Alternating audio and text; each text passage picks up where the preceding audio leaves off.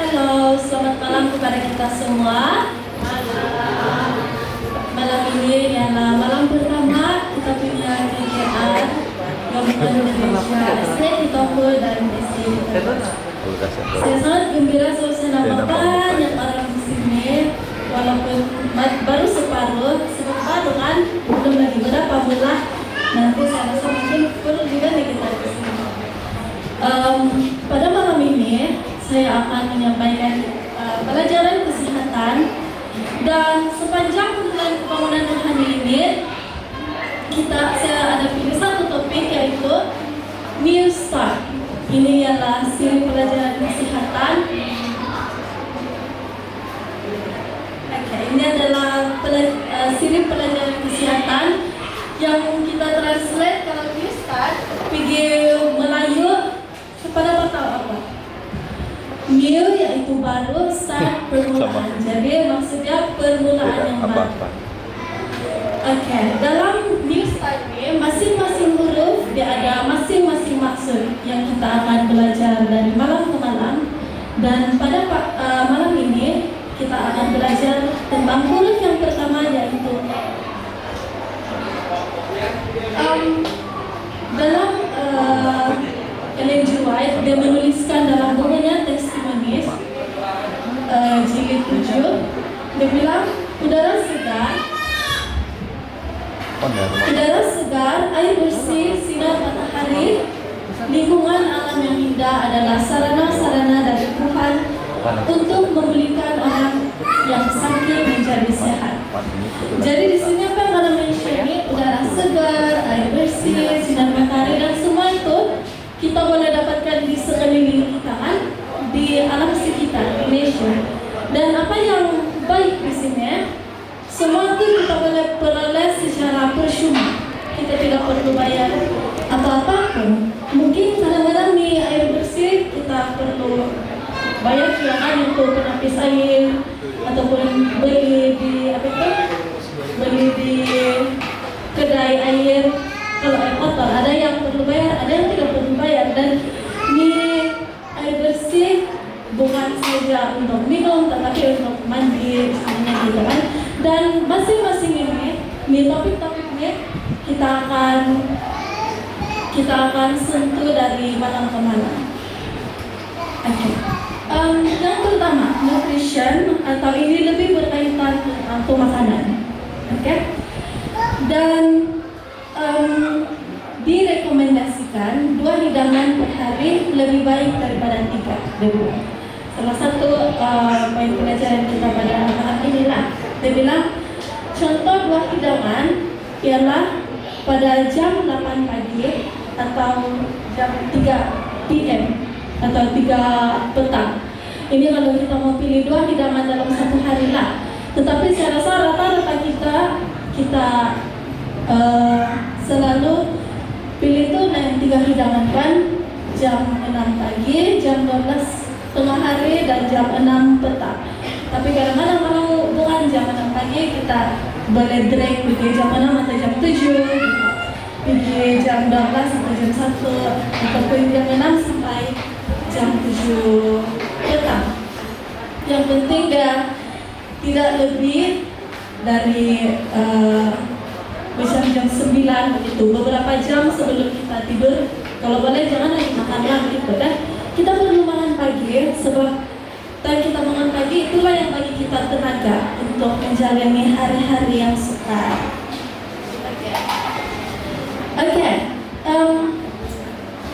Direkomendasikan makanan disediakan dengan cara sederhana. Kenapa? Sebab ada banyak faedah-faedah dia. Antaranya kalau kita makan makanan yang disediakan dengan cara sederhana, kita tidak perlu ambil masa yang banyak untuk menyediakan makanan itu. Contohnya di 1 biji apple kan, kalau kita mau makan, kita kan apple itu kan kita tidak perlu masak lagi actually. Kita boleh makan terus saja begitu. Tetapi kadang-kadang ada yang kita mau dia rasa sedap-sedap sedikit, bikin salad ataupun bikin kue-kue macam apple pie begitu. Tetapi yang paling baik sebenarnya kita makan dengan cara sederhana, kita makan begitu saja.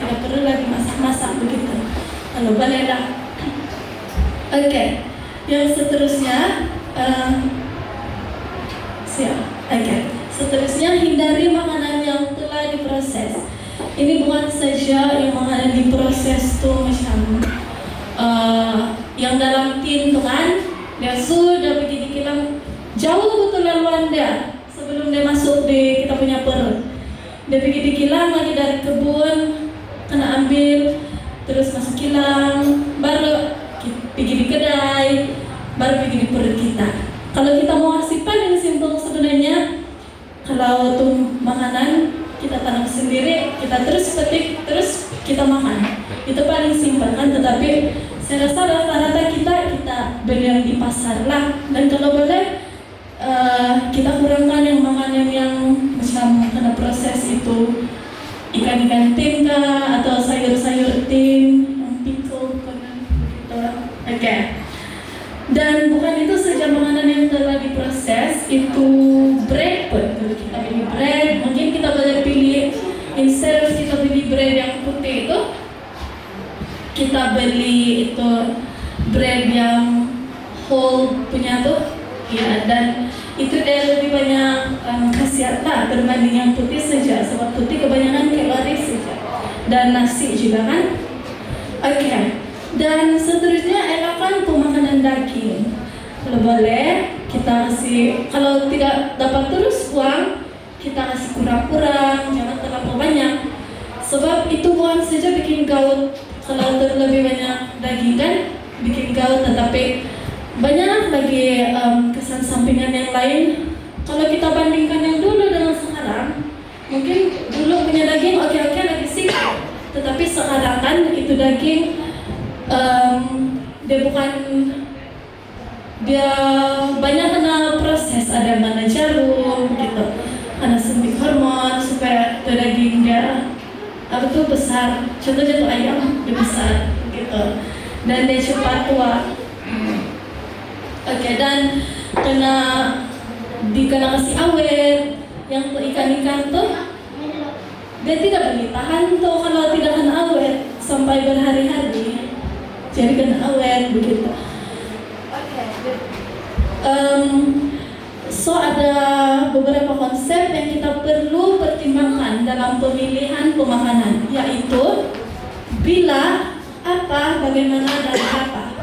Yang kita sentuh mula-mula tadi, bila kita makan tuh 2 kali atau 3 kali satu hari, kita makan breakfast supaya kita cukup tenaga, dan jangan makan terlalu lewat malam. Oke, dan apa yang kita makan, kita hindari makanan yang telah diproses kalau boleh, dan elakkan pemakanan daging, dan kita pilihlah makanan yang seimbang. Nanti kita akan sentuh juga tuh di temperance tentang pemakanan yang seimbang. Oke, jadi bagaimana? Macam mana cara penyediaan makanan kita? Di sini dia kasih rekomend tadi yang simple saja, tidak perlu kompleks-kompleks, sebab makin lagi kena proses makanan, makin lagi berkurang tuh zat-zat. Oke, dan seterusnya berapa quantity? Mau seimbangnya, jangan terlalu banyak kan. Yang benda yang baik pun kalau terlalu banyak tidak juga bagus kan. Dan yang jangan lupa itu zat-zat ataupun itu jenis makanan yang kita perlu. Macam itu nanti di food pyramid begitu. Oke, jadi kunci dia ialah keseimbangan. Oke, mau habis sudah saya punya pelajaran kesehatan untuk malam ini, sebab kita hanya ambil beberapa menit, lebih kurang 10 menit saja. Jadi kita akhiri dengan satu ayat yang terdapat dalam Kejadian 1 ayat 29. Dia bilang sini, berfirmanlah Allah, lihat aku memberikan kepadamu segala tumbuhan yang berbiji di seluruh bumi dan segala pohon-pohonan yang buahnya berbiji. Itulah akan menjadi makananmu. Tuhan sudah rekomen kita sedia dari awal lagi dicipta kita apa makanan yang untuk kita kan. Macam tuh pencipta, atau contohnya nih pencipta kereta. Dalam sudah kasih tahu sedia, oke, ini kereta jenis begini, ini engine dia guna diesel saja, bukan petrol. Yang satu begini dia guna petrol saja, bukan diesel. Bagaimana kalau tuh engine diguna petrol, contohnya tuh beza kan, kereta beza diguna petrol kan. Bagaimana kalau kita isi guna diesel, dia mau rusak kan. Jadi begitu juga Tuhan sudah ngasih tahu sedia, dia bilang gini makanan yang sesuai untuk kamu. Jadi apa tanggung jawab kita sebagai ciptaan Tuhan? Baik Tuhan kan dia sudah ngasih tahu. Jadi kita dengarlah. Kalau kadang-kadang kita masih jauh lagi dari situ, dari mengikuti hukum makanan, kita pelan-pelan mau berubah, kita buat permulaan yang baru untuk supaya kita bukan saja sehat dari segi kerohanian yang dalam kumpulan umum minggu ini, kita bukan saja dari segi kerohanian tetapi juga dari segi fisikal di kesehatan kita. Oke, itu saja pelajaran kesehatan saya pada malam ini. Semoga kita semua mendapat sesuatu dari pelajaran ini. Oke, terima kasih. Surat 264 sebagai lagu persediaan bagi petugas kita pada malam ini. 264.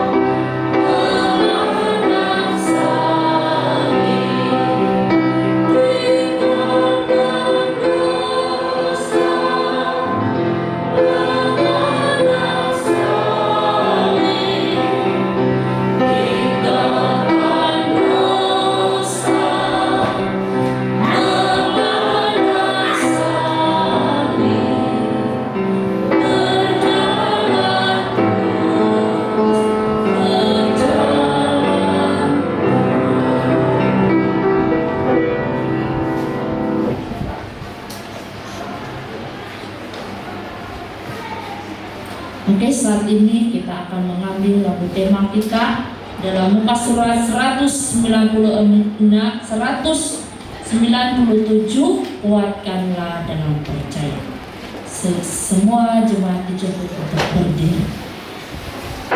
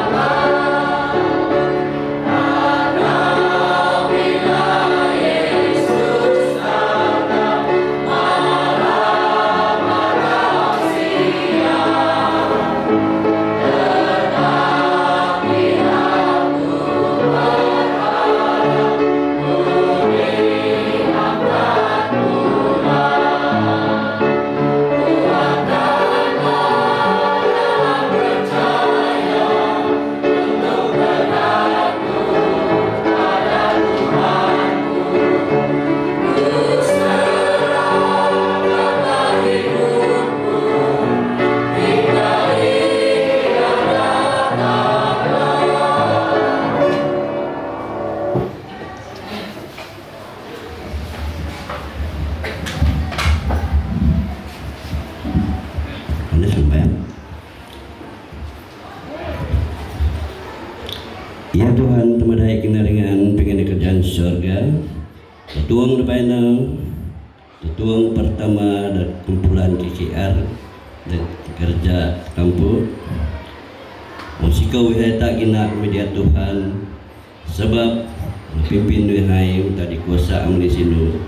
Cendaru tadau depannya, menggisam nakami kesempatan dalam menikah ketika banu untuk dan kinango dan perman dan isai sedia sebelum pastor dan sampai di perman tung bayana.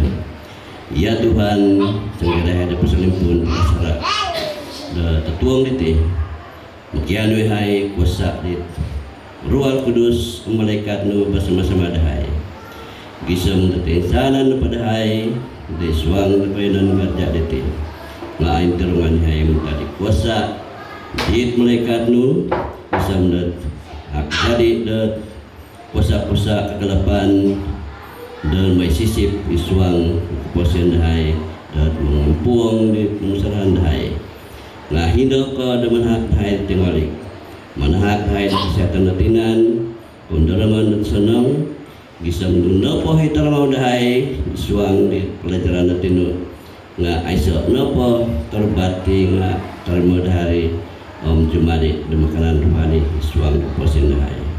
Ya Tuhan, terima kasih di sini betul lambus mengampuni dan sana di kekurangan hai terorbannya gisam dati hai nga layak kita gonganu dan menerima dia sebagai juz mata. Ya Tuhan, berdoa aku lagi untuk khusus kembali tamu-tamu tak di tanpa kesempat dari mereka titik keyanan kabar ini. Gisam tetilak kadau ngalang adon dari mereka kumadia demi pekinango di perman. Ya Tuhan, terima kasih di masa dan kesediaanmu. Perkianu hati isuang dengaran tenak Tuhan Yesus sebagai penebus. Selamat hai, amin. Selamat malam. Shalom. Kita bersyukur dan berterima kasih kepada Tuhan untuk berkat yang Dia sudah berikan, sehingga apa yang kita sudah rencanakan sekian lama, kita sudah berdoa untuk hal ini terjadi dan pada malam ini telah menjadi kenyataan, di mana acara KKR atau kebaktian kebangunan rohani gereja Kitombo dan juga gereja cabang Sekolah Sahabat Kitagas dapat kita laksanakan. Dan kita semua tahu, kita sadar bahwa kalau bukan kuasa Tuhan, ini tidak dapat kita laksanakan. KKR malam ini atau sepanjang 10 pertemuan, 9 malam dan 1 pertemuan di ujung yaitu pada hari Sabat.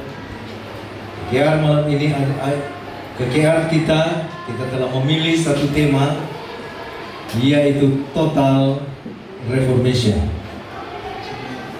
Bermakna kita mengharapkan supaya akan terjadi suatu pembaharuan atau reformasi di dalam kehidupan kita semua secara pribadi. Masing-masing anggota akan mengalami suatu pembaharuan secara total dalam segala segi, dan juga akan terjadi juga kebangunan kerohanian di dalam setiap keluarga. Dan tentunya kalau ini berlaku, maka gereja juga akan mendapatkan akan terjadi kebangunan kerohanian. Saudara-saudara jemaat yang kekasih, kita berterima kasih juga untuk inisiatif pastor yang telah mengadakan acara ini atau menganjurkan supaya acara ini dijalankan, dan juga kita telah dibantu dengan ada 8 penceramah yang telah dipilih, dan mari kita sama-sama mendoakan mereka, mendoakan semua penceramah, mulai daripada penceramah kita malam ini, Pastor Elvin, dan kemudian penceramah-penceramah seterusnya, supaya akan terjadi supaya mereka akan diberkati, mereka akan diurapi dengan Roh Kudus, dan kita akan mendapat berkat yang limpah. Sama-sama kita saling mendoakan dan saling menyokong. Jadi sekali lagi kita mengharapkan supaya acara kebangunan kerohanian ini akan berjaya, di mana semua kita akan diberkati. Dan terima kasih saya sampaikan kepada Pastor Seliun yang telah memimpin. Dialah kita punya general selama acara ini, dan dia begitu menyokong kita dan begitu memberikan perhatian mulai daripada pertemuan-pertemuan kita sebelumnya hingga saat ini. Dan saya juga berterima kasih kepada Pastor Elvin yang bersedia untuk datang menyampaikan firman Tuhan pada malam ini. Dan saya secara khusus juga berterima kasih kepada Cikgu Doni yang sudah datang. Tadi saya beberapa kali menelepon dia, tetapi tidak saya dapat berjumpa dengan dia. Dan saya rasa salah, saya punya nomor, saya minta lagi dari kawan baik dia, Cikgu Hun. Dan dia bagi nomor, saya call juga macam tidak dapat, tapi syukur juga dia dapat bersama-sama dengan kita. Terima kasih lagi sekali lagi Cikgu, dan kita berterima kasih juga untuk EJK yang sudah tungkus lumus supaya ini terjadi. Dan saya tengok EJK Media dan juga ini LCD dan lain-lain juga sudah bertungkus lumus supaya acara ini akan menjadi berkat untuk bukan kita saja, tetapi apabila ini disiarkan akan menjadi berkat kepada banyak orang. Baik saudara-saudara, sebelum kita mengikuti choir yang akan disampaikan oleh jemaat Kitompuk dan Kitagas, ada beberapa pengumuman yang perlu saya sampaikan di sini. Yang pertama, besok malam kita akan ada perbaktian melalui persembahan. Jadi akan ada acara pemungutan persembahan sebagai bagian daripada perbaktian kita. Dan malam ini kita menjalankan sepanjang KKR ini kita hanya ada 3 kali. Jadi yang pertama adalah besok. Pengumuman kedua adalah bagi semua yang bertugas untuk doa. Segera setelah pengkhotbah memulakan khotbah, maka kamu yang dikhususkan untuk berdoa secara khusus supaya segera mengambil bagian di bahagian belakang, atau mungkin ikut seperti yang diatur oleh EJK bahagian doa. Dan saya rasa tidak itu saja dulu pengumuman kita. Dan sekarang ini kita akan mendengarkan lagu spesial atau lagu istimewa yang akan disampaikan oleh choir jemaat Kitompuk dan juga Kitagas. Kami persilahkan.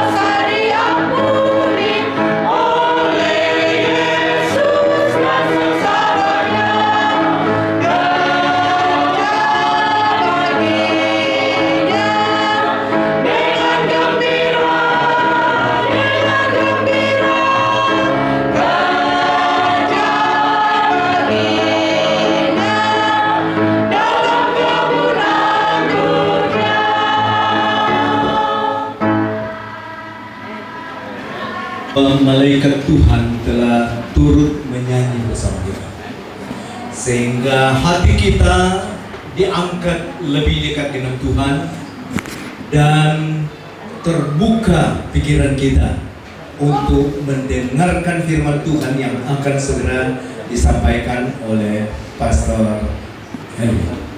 Tetapi sebelum Pastor Erwin menyampaikan firman Tuhan, saya menjemput dengan hormat Pastor Selion untuk memperkenalkan sedikit latar siapa Pastor Erwin ini.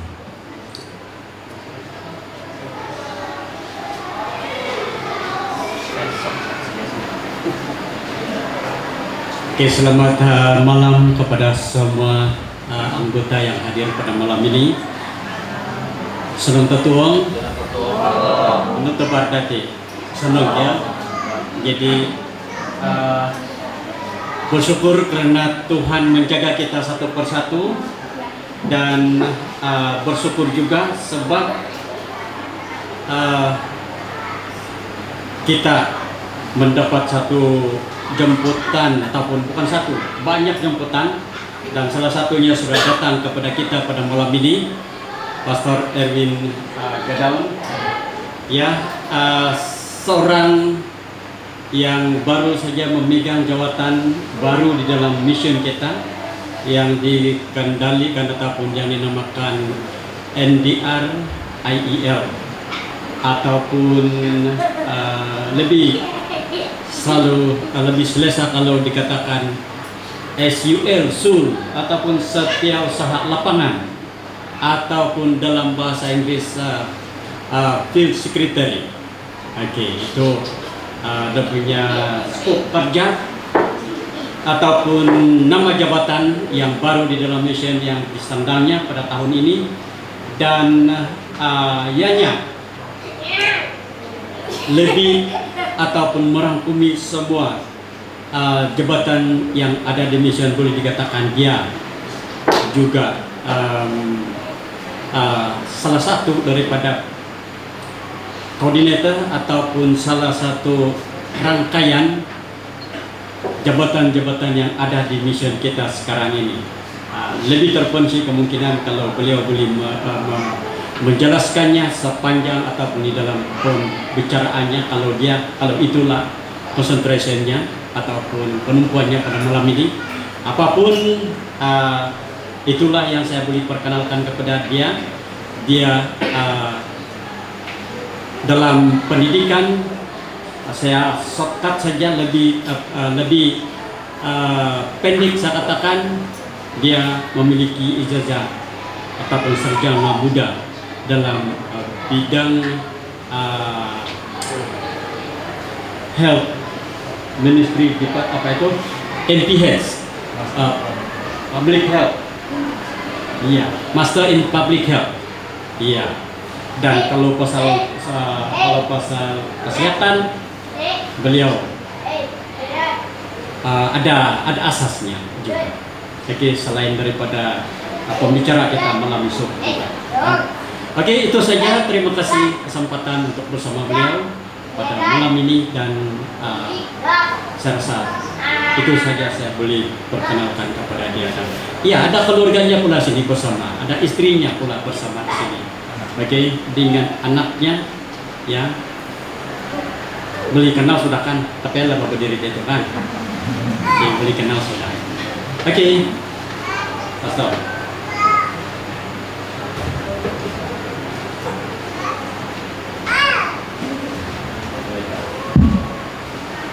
Shalom, salam pemuridan semua. Terima kasih Elda Meligara, dan terima kasih Pastor Solion yang sangat saya hormati. Kedua-dua senior, kedua-dua tokoh yang saya secara pribadi sangat sanjungi. Puji Tuhan, satu kesempatan lagi yang indah untuk berdiri di hadapan gereja ini buat kali yang kedua untuk tahun ini. Dan sangat bersyukur, berterima kasih kesempatan untuk menjadi salah satu pembicara kepada sebuah kumpulan yang luar biasa dengan tema yang luar biasa, total Reformation ataupun reformasi total. Jadi puji Tuhan, terima kasih. Juga saya lihat Elda Cigudone sudah bersama dengan beliau dalam kesempatan daripada Gereja Peporingan kepada Kapa, kemudian di Puhus, dan sekarang ini di Gereja Ketombu sama dengan cabang sekolah sahabat kita guys.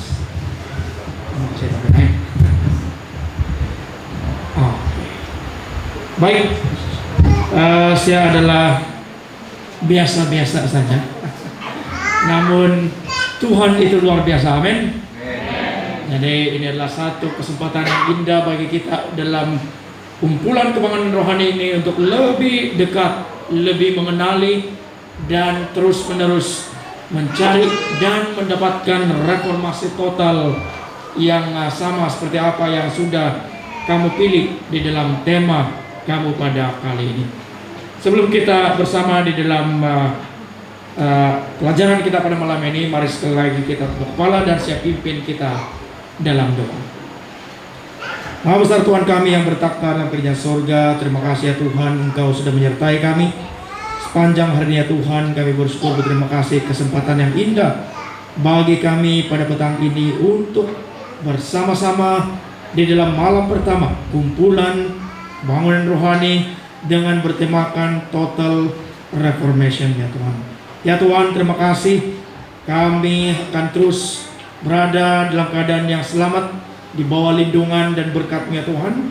Dan terima kasih Engkau akan membuka hati pikiran kami sementara kami akan mempelajari bersama pelajaran yang kami sama-sama akan nikmati ya Tuhan. Terima kasih ya Tuhan, Engkau sudah mendengar menjawab doa ini. Dalam nama Tuhan Yesus kami berdoa, amin.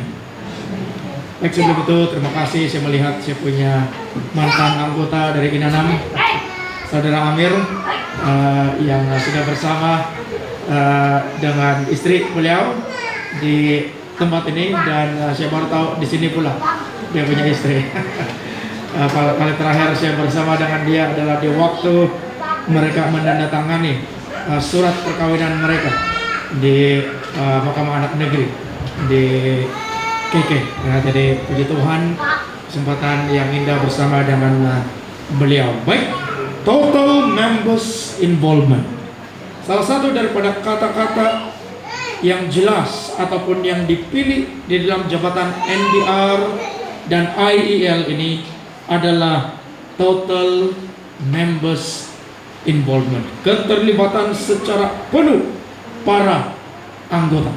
Artinya setiap satu kita berada bersama-sama di dalam misi dan panggilan yang Tuhan berikan. Puji Tuhan, terima kasih dengan semangat daripada lagu istimewa kamu sebentar tadi. Sementara dipanggil tadi, saya melihat hampir semua maju ke depan ya. Wah, luar biasa. Dan sememangnya ini adalah suatu yang sangat menggembirakan, dan saya sangat suka dengan lagu yang sudah kamu nyanyikan bersama sebentar tadi. Bawa mereka gembira dengan hati yang gembira. Jadi inilah maksud apa yang Tuhan sebenarnya inginkan bagi kita di dalam keterlibatan penuh kita sebagai umat-umat Tuhan, sementara menunggu akan kedatangan Tuhan yang kedua kali. Misi kita ada misi, kita ada kaidah, dan kita ada visi. Mari kita lihat satu persatu. Misi Gereja Seventh-day Adventist menjadi murid-murid Yesus Kristus yang menghidupkan kesaksian kasih-Nya dan memberitakan kepada semua orang Injil kekal akan perkabaran 3 malaikat sebagai persediaan untuk kedatangan Tuhan yang segera. Jadi misi kita adalah menjadi murid-murid Kristus yang menghidupkan kesaksian kasih Tuhan. Nah, inilah misi yang sangat simpel, namun yang membawa sebuah makna yang sangat luar biasa. Puji Tuhan, terima kasih satu kesempatan bagi jabatan NDR dan IEL untuk mengadakan program maraton pembacaan buku panduan pemuridan. Dan pada hari ini kita sudah sampai kepada hari yang ke-63 dan tinggal hanya 2 hari lagi buku panduan pemuridan itu tamat dibacakan, dan sangat diberkati dengan message-message yang ada di dalam buku ini, yang dimana ianya membawa kita untuk mengenali Tuhan dengan lebih lanjut dan lebih dekat, dan mengetahui apakah maksudnya menjadi murid-murid Yesus Kristus. Kaidah kita dibimbing oleh Alkitab dan Roh Kudus. Umat Seventh-day Adventist meneruskan misi ini melalui kehidupan seperti Kristus, berkomunikasi, memuridkan, mengajar, menyembuhkan, dan melayani. Pembimbing utama kita adalah Roh Kudus dan Alkitab. Jadi, amin saudara-saudari. Jadi, hanya dengan kuasa Roh Kudus kita boleh buat banyak program, kita boleh mempunyai segala talenta yang ada. Namun jika tidak ada bimbingan daripada Roh Kudus dan kebenaran Alkitab, sama sekali sia-sia. Jadi inilah adalah suatu perkara yang sangat penting apabila kita membawa kaidah kita di dalam misi kita, agar visi kita ini terlaksana. Visi kita selaras dengan perkabaran Alkitab. Umat Seventh-day Adventist melihat kemuncak rancangan Tuhan untuk memulihkan semua ciptaannya selaras dengan kehendak dan kebenarannya yang sempurna. Inilah sebabnya kita mempunyai apa yang dipanggil sebagai restoration, restorasi total daripada Eden kepada Eden. Nah, inilah visi kita. Nah, saya tidak tahu apalagi visi yang jauh lebih baik daripada visi ini. Karena secara pribadi saya melihat bagaimana dunia kita ini adalah dunia yang sememangnya sudah rusak. Dan secara pribadi saya teringat beberapa tahun yang lalu ketika kali kedua tangan saya patah, dan kemudiannya oleh karena terlalu nakal sudah disemen tangannya saya itu, saya pergi juga bermain bola, dan akibatnya tulang yang sepatutnya tumbuh dia terlepas, dan kemudiannya dia tumbuh dan tidak lagi dapat ditarik. Dan oleh itu dokter mengatakan, minta maaf boy, kami terpaksa potong tangan, dia bilang. Dan inilah di tangan kiri saya ini banyak tatu-tatu.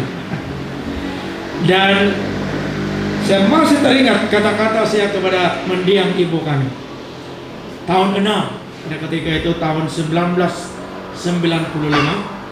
Saya mengatakan, saya menangis, ibu, siapa lagi yang akan kawin saya lain kali? Karena tangan yang dipenuhi dengan ini pilat-pilat yang ada, dan saya menangis dan menangis. Dan ibu saya tidak tahu bagaimana dia memikirkan ketika itu, namun dia tidak mengatakan apa-apa. Yang penting kamu sehat, kembali sehat. Yang katakan, puji Tuhan, ada juga istri lah. Ada juga yang sudi menerima insan yang bertatu dengan pilat daripada Queen Elizabeth ini. Jadi, namun inilah apa yang saya maksudkan di sini adalah alangkah baiknya jika kita tidak harus melalui pengalaman-pengalaman yang pahit dan menyakitkan. Namun itulah lumrah kehidupan dalam dunia yang fana, dunia yang berdosa, suatu yang tidak kita ingini terjadi, suatu kesakitan yang kita harap-harap tidak terjadi, terpaksa terjadi karena lumrah dosa yang ada di dalam dunia. Saudara-saudari yang dikasihi Tuhan, itulah sebabnya kenapa kita ingin untuk kembali kepada apa yang Tuhan sudah rencanakan, agar kita kembali kepada restorasi, pemulihan total. Satu berita baik, saudara-saudara, ini bagi saya adalah berita baik, ya. Dan saya pasti bagi kita semua juga adalah berita baik, di mana waktunya sudah semakin hampir. Amin. Nah, jadi apabila kadangkala saya pergi kepada gereja-gereja mengatakan pada waktu itu semakin dekat, boleh kelihatan ada yang sepertinya mereka merasa sedih, ada yang merasa takut karena mungkin dia katakan saya belum kawin, ada belia yang katakan demikian, pastor saya belum lagi kawin, saya sekurang-kurangnya Tuhan jangan lu datang sebelum saya kawin. Dia dan luar biasa ya bagaimana anak-anak muda kita ini berpikir. Tapi pokoknya dan apa yang terpenting bagi kita untuk kita sadari adalah kedatangan yang hampir ini membawa sebuah harapan yang luar biasa. Suatu yang dikatakan oleh Rasul Paulus tidak pernah dilihat oleh mata, tidak pernah didengar oleh telinga, dan tidak pernah terlintas dalam pemikiran kita semua ini disediakan oleh Tuhan bagi Anda dan saya. Beberapa bulan ataupun tahun yang lalu berada di samping seorang ibu di Inanam ya, dan dokter sudah memberitahu kepada dia, dokter mengatakan, "Anti, kamu sudah menghidap tahap kanker yang sudah menular, dan saya mohon maaf karena tidak ada lagi apa-apa yang boleh dilakukan."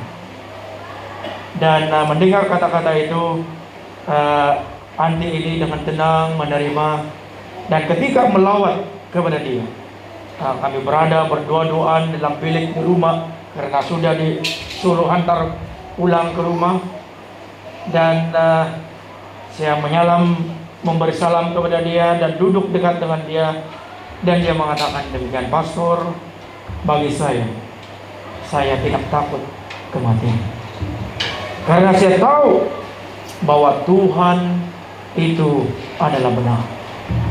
Dan dia mulai menceritakan pengalamannya, bagaimana dia mengatakan dia ini adalah seorang yang lahir sebagai Advent, namun di dalam kehidupannya dia mulai terikut-ikut dengan pembawaan teman-teman.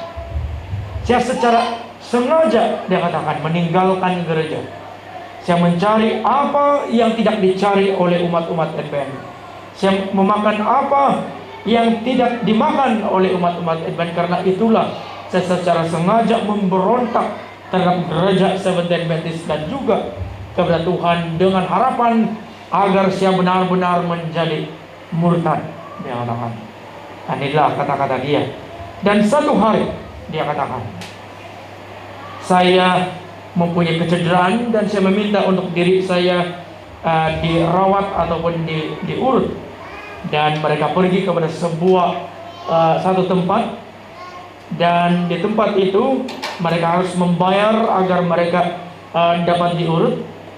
Dan Anti ini kemudian dia masuk, dia katakan di cerita dia masuk ke dalam ruangan ini, terus saja ini tukang urut mengatakan, "Kenapa kamu datang?" dia katakan, "Keluar kamu."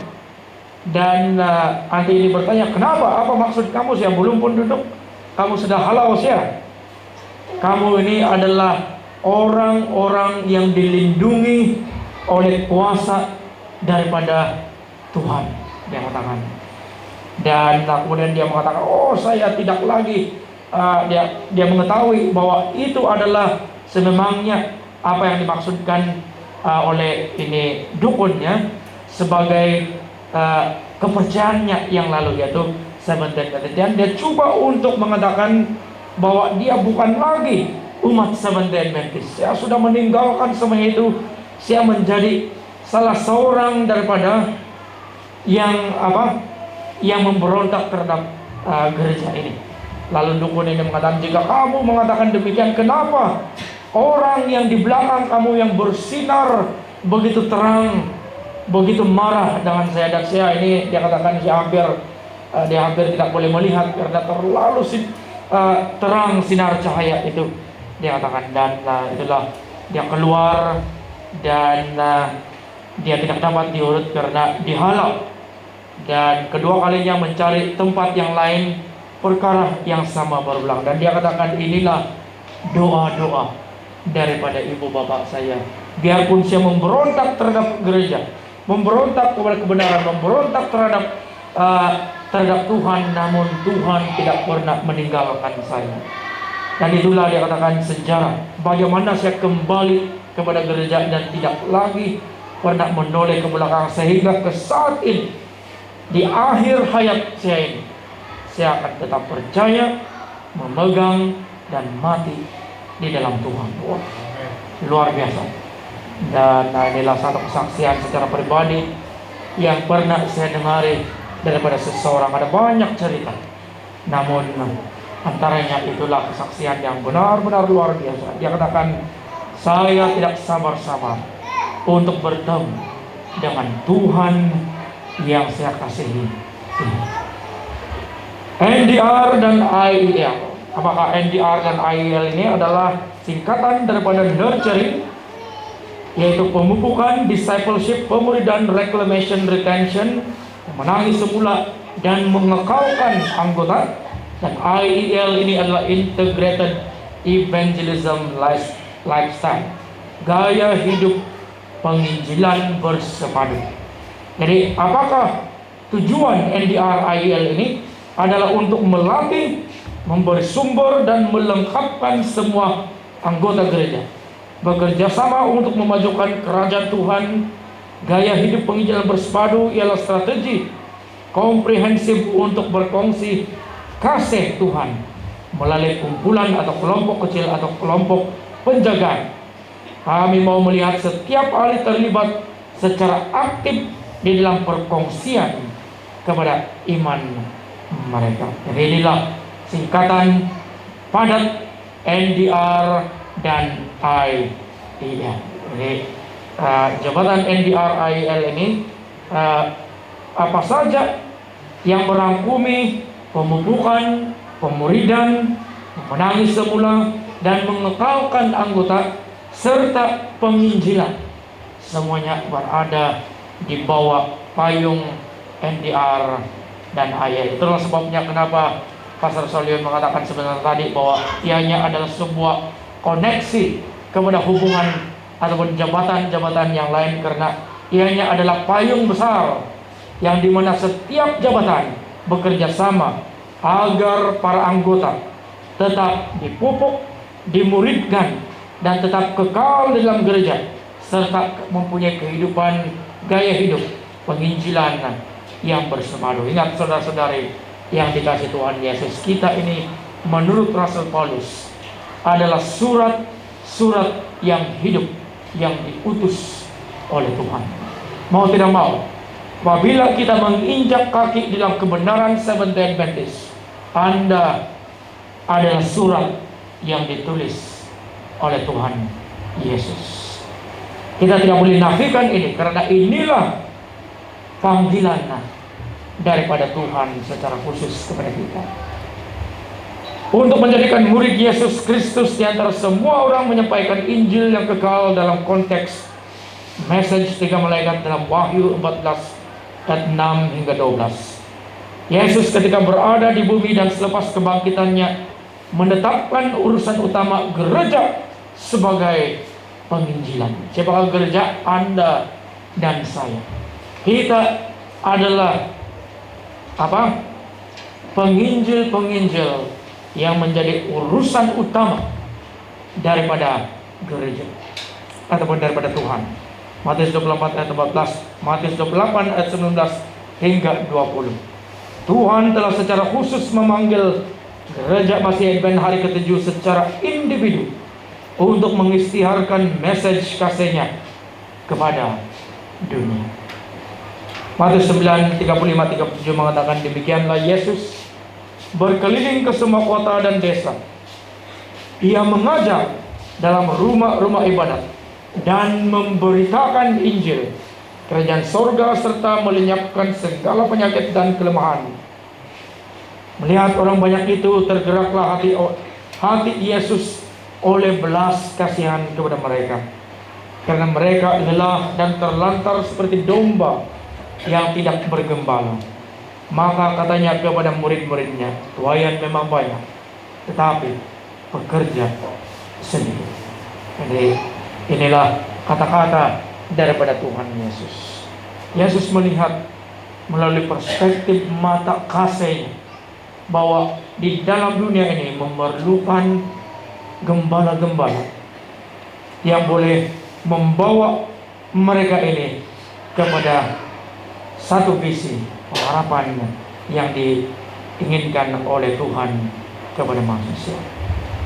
Kembali kepada TMI, ya, adalah strategi untuk melibatkan setiap anggota gereja, pengerja, entiti untuk secara sengaja. Nah, ini lagi satu keyword atau kata kunci daripada jabatan NDR dan IER.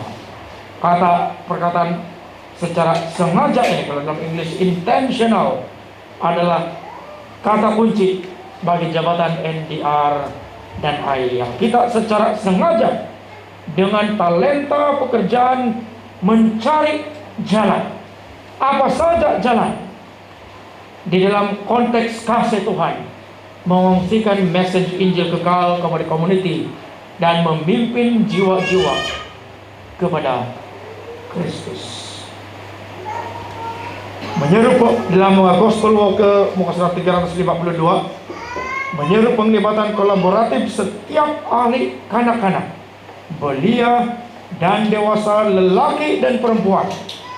Ellen White dengan tepat berkata, pekerjaan Tuhan di bumi ini tidak akan pernah selesai sehingga lelaki dan wanita yang terdiri daripada keanggotaan gereja kita berkumpul untuk kerja dan menyatukan usaha mereka dengan para pendeta dan pegawai atau pemimpin gereja. Lihat, tidak ada yang terkecuali. Kebenaran ini bukanlah kebenaran yang seksis, yang mengatakan bahwa hanya lelaki yang dipanggil secara khusus.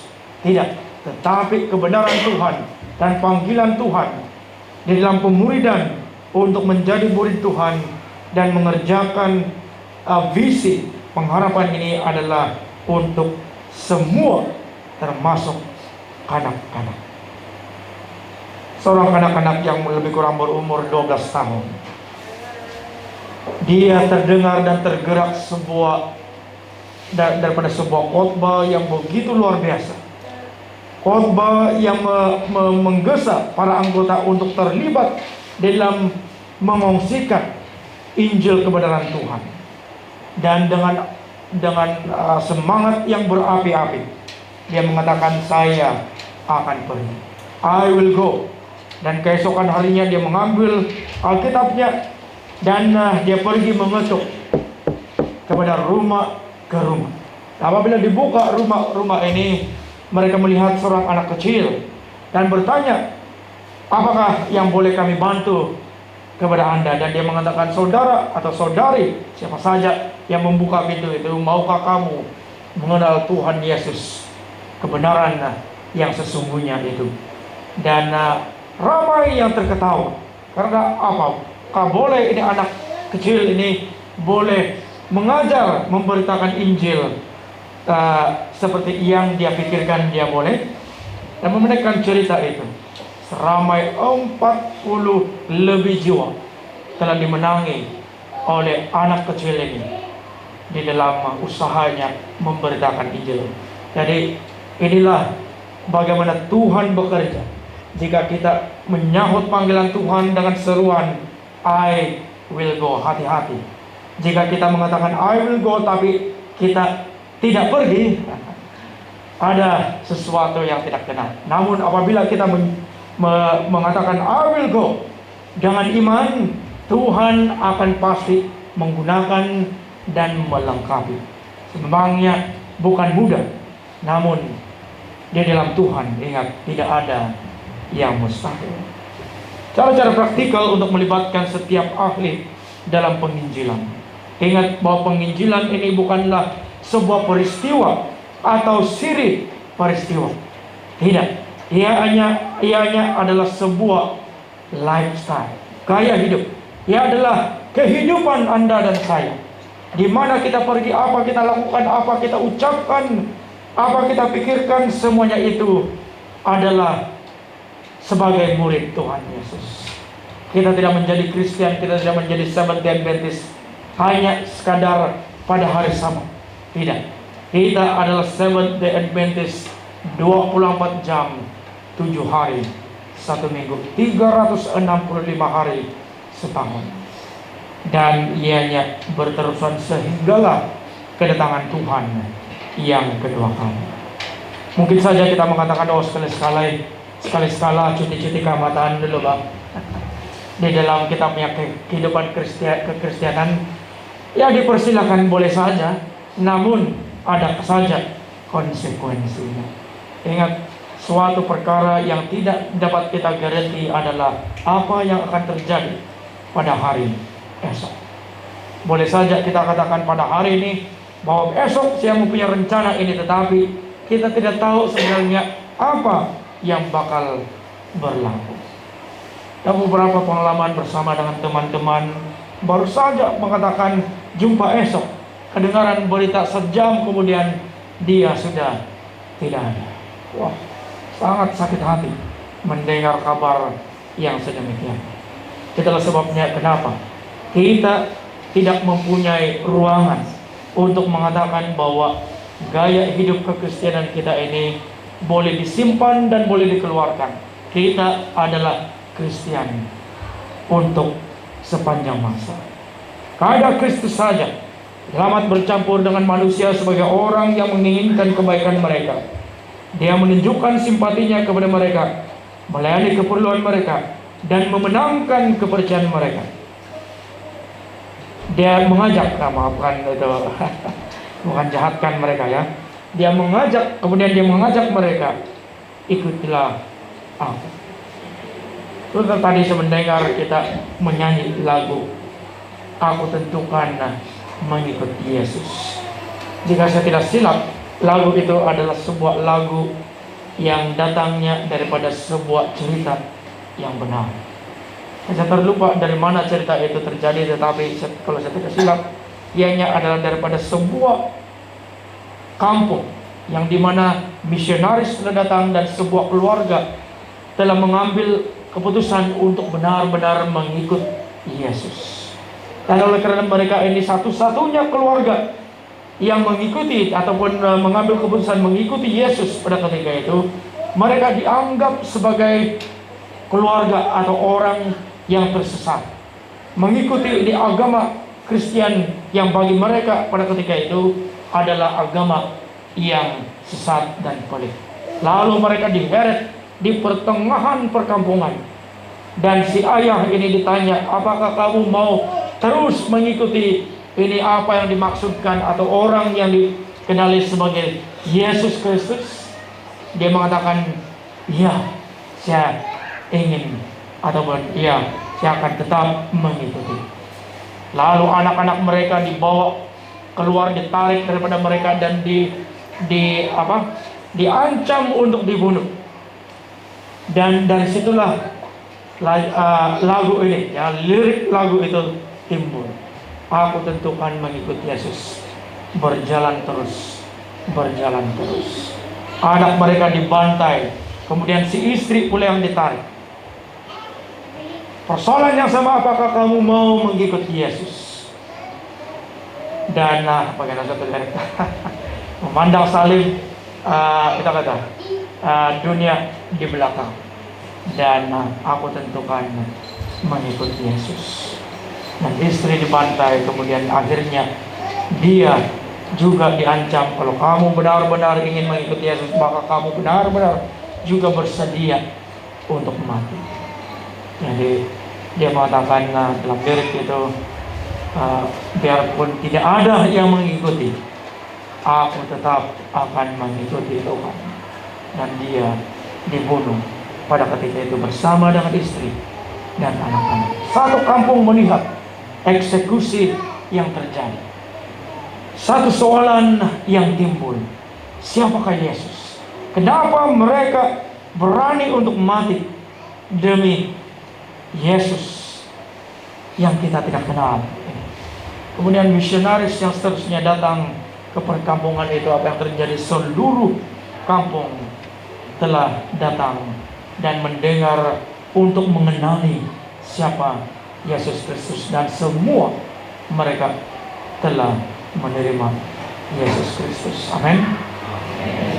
Inilah luar biasanya bagaimana, walaupun suatu kedengarannya sebuah tragedi, namun bagi Tuhan, ingat, Tuhan Yesus sudah mengatakan bahwa siapa yang mempertahankan nyawanya akan kehilangan nyawa, tetapi siapa yang mempertahankan jiwanya akan memenangi selama-lamanya. Jadi inilah janji yang ada daripada Tuhan Yesus. Di manakah penginjilan ini dapat kita lakukan? Di mana saja, di rumah, di gereja, di sekolah, di tempat kerja, di pasar, maupun mungkin ketika kita berada di bus bersama dan community, bersama semasa berada dalam perjalanan. Saya suka dengan pemain bola sepak negeri Sabah, Rawilson Batuil, ya. Sementara pada hari Jumat dia dia berdiri di tepi padang dan mengatakan selamat hari Sabat. Jadi suatu kesaksian yang luar biasa, kesempatan orang-orang yang mengikuti ini klub bola sepak negeri Sabah atau Sabah FC mendengar dan mulai bertanya, apakah hari Sabat ini? Dan lihat bagaimana kita mengambil kesempatan walau dimanapun kita berada, kita mampu untuk membawa penginjilan itu di mana-mana. Matius 28:19-20 mengatakan, Yesus mendekati mereka dan berkata, kepadaku telah diberikan segala kuasa di sorga dan di bumi. Karena itu pergilah, jadikanlah semua bangsa muridku dan baptislah mereka dalam nama Bapa dan Anak dan Roh Kudus, dan ajarlah mereka melakukan segala sesuatu yang telah kuperintahkan kepadamu. Dan ketahuilah, aku menyertai kamu senantiasa sampai kepada akhir zaman. Inilah janji daripada Tuhan Yesus, amanat yang agung kepada kita semua. Panggilan pemberian dalam Yohanes 15:16, bukan kamu yang memilih aku, tetapi akulah, kata Tuhan Yesus, yang memilih kamu. Dan aku telah menetapkan kamu supaya kamu pergi dan menghasilkan buah, dan buahmu itu tetap, supaya ada yang apa yang kamu minta kepada Bapa dalam namaku diberikannya kepadamu. Inilah kata-kata Tuhan Yesus mengatakan bahwa kamu dan saya dipilih bukan pun oleh manusia, tetapi oleh Dia, Tuhan sendiri. Misi Yesus, Lukas 19:10, Matius 28:19 adalah mencari, menyelamat, dan memulihkan. Dan ini juga menjadi fokus kepada misi Gereja Seventh-day Adventist. Dan kita menyahutnya dengan tema I Will Know. Sejak daripada tahun 1965, anggota gereja kita sebenarnya sudah mencapai jumlah 39.100.507 orang. Namun selang beberapa tahun daripada sejak 1965 itu, daripada 39.100.507 orang, 15.132.555 telah meninggalkan gereja. Jadi hampir separuh, ya. Begitu ramai yang masuk, begitu ramai juga yang keluar. Jadi itulah sebabnya kenapa SSD bermula daripada beberapa tahun yang lalu, tetapi secara sengaja pada quinquennial ini dan seterusnya, mereka mengatakan kita harus menitik beratkan NDR dan IDR. Itu sebabnya NDR, nurture, pembukaan atau asuhan, pemulihan dan menuntut semula, adalah sebuah kaidah yang pergi di bawah perintah daripada Yesus. Yohanes 21:15, peliharalah domba-dombaku. Matius 28:19, pergilah dan jadikanlah muridku. Dan Lukas 15:4 mengatakan, pergilah dan carilah yang hilang. Siapakah yang hilang itu? 15 juta lebih mereka yang hilang. Dan pada masa yang sama kita mempunyai sebuah sebuah panggilan untuk apabila anggota kita ini masuk ke dalam gereja, anggota yang baru. Salah satu daripada langkah seperti mana dalam buku panduan pemuridan, menjaga tuayan-tuayan. Bukan saja menabur benih, bukan saja menuai, tetapi menjaga, menyiram dan sebagainya. Inilah artinya pemupukan. Karena pentingnya penuaian, tetapi pentingnya juga ini pemupukan dan yang seterusnya. Jadi inilah kita melihat bagaimana semuanya ini adalah sebuah proses. Kita tidak hanya berhenti setakat belajar Alkitab kemudian langsung pandai-pandailah kamu di gereja. Tidak.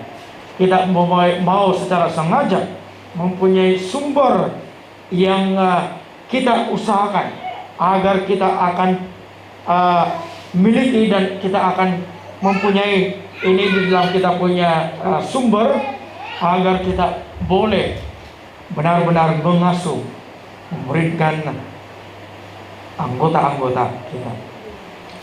IEL, Integrated Evangelism Lifestyle, penginjilan bersepadu, gaya hidup penginjilan bersepadu. 1 Korintus 3 ayat 17, 10 ayat 31 mengatakan, lakukanlah semuanya itu untuk kemuliaan Allah. Jadi apa saja yang kita lakukan, baik kita makan maupun minum, berjalan maupun tidur, seperti mana dalam kata-kata ulangan ya, semuanya itu adalah demi nama Tuhan. Kita mencari dan menyelamatkan dan menjadikan umat-umat kita sebagai murid. Dan kemudiannya ianya adalah panggilan gaya hidup. Matius 22, 37, 39 mengatakan, kasihilah Tuhan Allahmu dengan segenap hatimu dan dengan segenap jiwamu dan dengan segenap akal budimu. Dan daripada itu kita melihat bagaimana setiap satu itu akan membawa kita kepada komitmen pertumbuhan kerohanian yang memberi kemuliaan bagi nama Tuhan. Kita terlibat karena kita mempunyai satu Tuhan, satu misi, satu badan, satu iman, satu matlamat, dan satu tujuan, dan satu panggilan segera. Ingat bahwa dunia ini tidak akan selesai selagi kita semua tidak berkolaborasi, bekerja sama di dalam membawa Injil yang kekal ini kepada seluruh dunia. Salah satu daripada kaidah yang diadoptasi oleh NDR IEL adalah pelayanan penginjilan melalui persahabatan. Dan inilah yang dipanggil sebagai kelompok kecil atau kelompok penuh. Kita bermula dengan teman-teman atau jiran-jiran atau keluarga-keluarga yang berdekatan dengan kita. Secara sengaja berkomunikasi dengan mereka, berhubung dengan mereka, bersahabat dengan mereka, dengan doa-doa yang terus-menerus. Itulah sebabnya kita lihat dalam kalender strategic plan kita, salah satu daripada apa yang ada dalam program kita itu adalah pelayanan berdoa. Dan ambil masa, mungkin satu yang boleh kita lakukan mulai daripada kumpulan ini, ambil sebuah kad atau sebuah kertas, tulis nama-nama teman-teman ahli keluarga kita yang kita ingin untuk mereka datang kepada kebenaran ataupun mempunyai sebuah perubahan dalam kehidupan mereka. Doakan mereka terus-menerus dan lihat bagaimana Tuhan akan menjawab dan memimpin. Seorang yang bernama Marian Wright Edelman mengatakan, Anda sememangnya mampu untuk mengubah dunia jika kamu benar-benar peduli.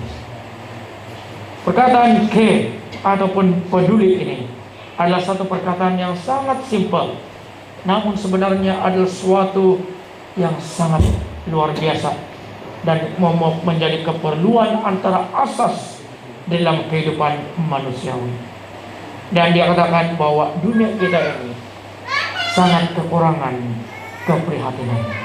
Itulah sebabnya seorang tokoh dan legenda daripada negara India yang bernama Mahatma Gandhi mengatakan demikian. Saya sangat senang dan saya sangat meminati Kristus kami, tetapi saya tidak menyenangi Kristen, dia katakan, karena your Christian are so unlike your Christ. Kekristenan kamu tidak sama dengan Kristus yang kamu percayai, dia katakan.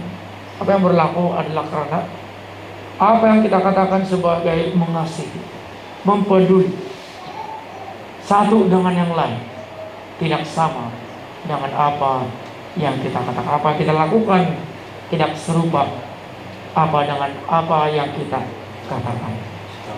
Lukas 10:27, ingat Tuhan mengatakan kepada seorang muda itu, kasihlah Tuhan Allahmu dengan segenap hatimu dan dengan segenap jiwamu dan dengan segenap kekuatanmu dan dengan segenap akal budimu, dan kasihilah sesama manusia seperti dirimu sendiri. Dan boleh saja kita mengasihi Tuhan, apabila kita bertemu dengan orang sesama, mungkin oleh karena prejudis, oleh karena ini stigma yang ada dalam kehidupan kita, kita mungkin kadang-kala mendahulukan stigma itu sebelum mendahulukan Tuhan. Salah satu daripada apa yang saya pelajari secara pribadi beberapa bulan ini dalam mengikuti sebuah kelas yang dipanggil sebagai Clinical Pastoral Education, yang dimana ianya adalah lebih kepada counseling, adalah apa yang dipanggil sebagai pelayanan ketidakhadiran.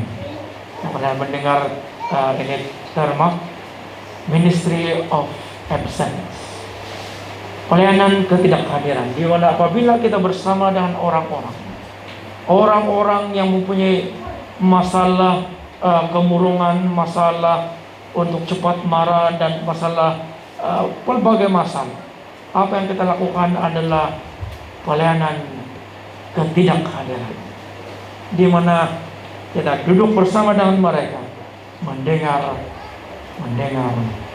dan mendengar. Dan dengan itu dikatakan mereka mulai melalui luahan-luahan mereka mengeluarkan toksik yang ada dalam kehidupan mereka, dan mereka mulai dapat berhubung dengan emosi yang mereka rasakan itu. Kemudian daripada perasaan emosi mereka itu, melalui kata-kata kita yang mengklarifikasikan apa yang mereka rasakan, mereka mulai mempunyai ini kesembuhan yang ada. Dan inilah apa yang manusia memerlukan pada saat ini, keprihatinan dan kepedulian di dalam konteks kasih kepada Tuhan.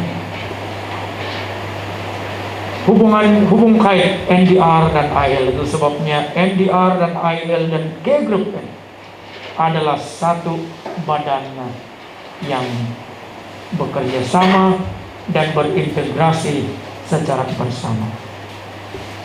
Sekali lagi dalam panggilan pemuridan, bukan kamu yang memilih aku, tetapi akulah yang memilih kamu, dan aku telah menetapkan kamu supaya kamu pergi dan menghasilkan buah, dan buahmu itu tetap. Saudara-saudari, adalah sebuah kebanggaan dan kesyukuran yang luar biasa melihat bahwa anggota-anggota gereja kita akan tetap berada di dalam rumah ibadah dan di dalam surga. Beberapa hari yang lalu, satu teguran daripada jabatan keluarga dan beberapa jabatan, karena kami mempunyai ini advisory NDR dan IEL, dia mengatakan jangan lupa untuk melihat perspektif secara menyeluruh. Kadang-kala kita terlalu sibuk untuk melayani orang lain, sehingga kan kita terlupa melayani keluarga kita sendiri.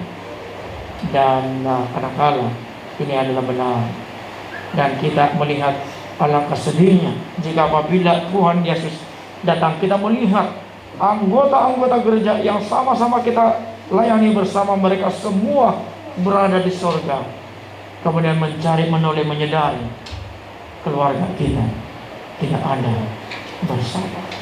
Saudara-saudara yang dikasihi Tuhan Yesus, apabila kita mengatakan total reformation, jangan lupa bahwa total reformasi ini bermula daripada diri kita, kemudian keluarga kita, dan kemudiannya sahabat-sahabat kita yang lain. Agar kita mau setiap satu kita mempunyai buah, dan buah itu adalah kita. 1 Petrus 5 ayat 2 hingga 4. Ayat yang terakhir mengatakan, gembalakanlah kawanan domba Allah yang ada padamu, jangan dengan paksa, tetapi dengan sukarela sesuai dengan kehendak Allah. Dan jangan karena mau mencari keuntungan, tetapi dengan pengabdian diri. Janganlah kamu berbuat seolah-olah kamu mau memerintah atas mereka yang dipercayakan kepadamu, tetapi hendaklah kamu menjadi teladan bagi kawanan domba itu. Maka kamu, apabila Gembala Agung datang, kamu akan menerima mahkota kemuliaan yang tidak dapat lagi.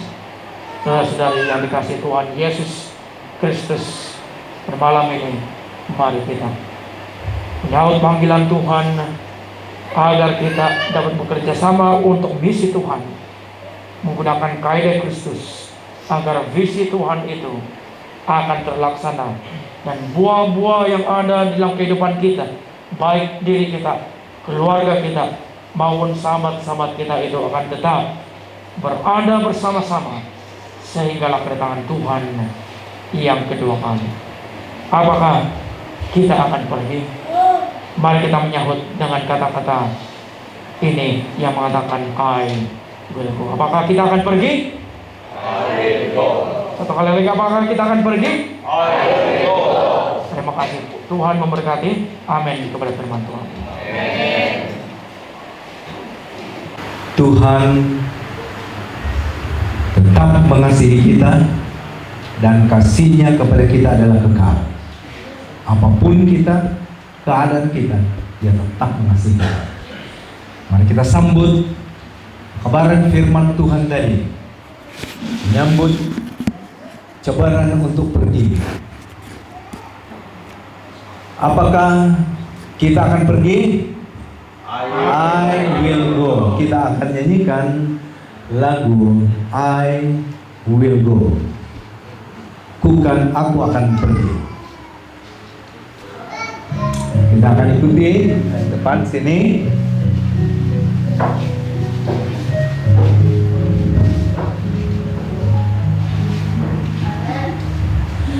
Dengar suara Yesus panggil, ku jawab bukan pergi. Ku lihat jiwa yang bersedih, ku jawab bukan pergi.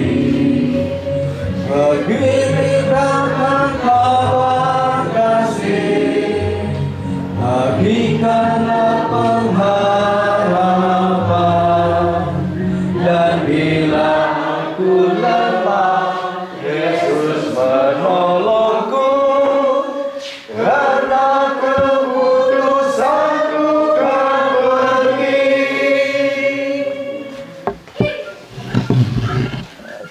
Oke, kita akan minta pastor untuk mengakhiri dengan doa. Mari kita berdoa.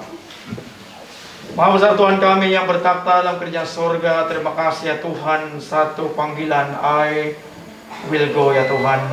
Dan ya Tuhan, itulah jawaban kami kepada panggilan-Mu ya Tuhan, untuk bekerja sama dalam misi, menggunakan kaidah-Mu untuk visi yang Engkau sudah tetapkan bagi kami ya Tuhan. Ya Tuhan, kami menyadari dan mengetahui bahwa Engkau adalah Tuhan yang benar, Tuhan yang maha pengasih, Tuhan satu-satunya pemegang kepada pengharapan yang boleh membawa kami kembali kepada restorasi penuh, pemulihan total dalam kehidupan dan dunia yang berdosa ya Tuhan. Ya Tuhan, kami mau agar kami tetap menjadi buah yang tetap sehinggalah akan kedatangan-Mu yang kedua kali pada masa yang sama.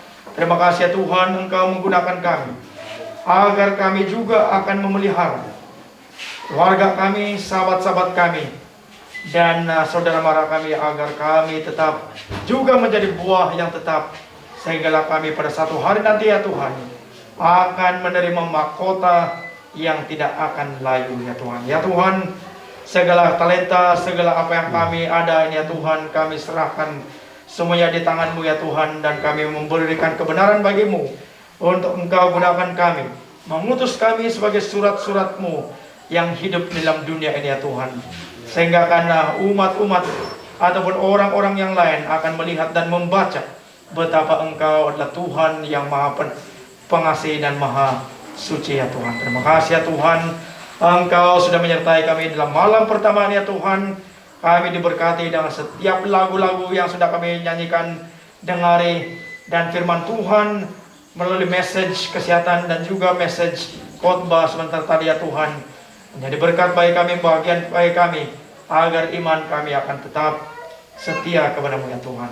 Sementara kami akan bersurai, kiranya Tuhan Engkau menyertai dan melindungi kami sehingga kami selamat tiba di rumah kami masing-masing dan mendapat rehat yang cukup sepanjang malam ini, agar esok kami akan datang kembali untuk malam kebangunan rohani yang seterusnya. Terima kasih, Engkau terus memimpin setiap para pemimpin gereja ini ya Tuhan, baik ya di gereja kita pun ataupun di CSS kita gas, menyertai mereka, memberi kebijaksanaan, memberikan rahmat, berkat, sehingga mereka memimpin sesuai kehendak-Mu ya Tuhan. Itu dengan Pastor Soliun ya Tuhan, bersama keluarga Engkau gunakan dia, talenta dia, dan segala apa yang dia ada, sehingga kan semua itu membawa berkat kepada setiap satu para anggota. Terima kasih ya Tuhan, inilah doa kami, ampunilah segala dosa kelemahan kami Tuhan, dalam nama Tuhan Yesus kami berdoa, amin.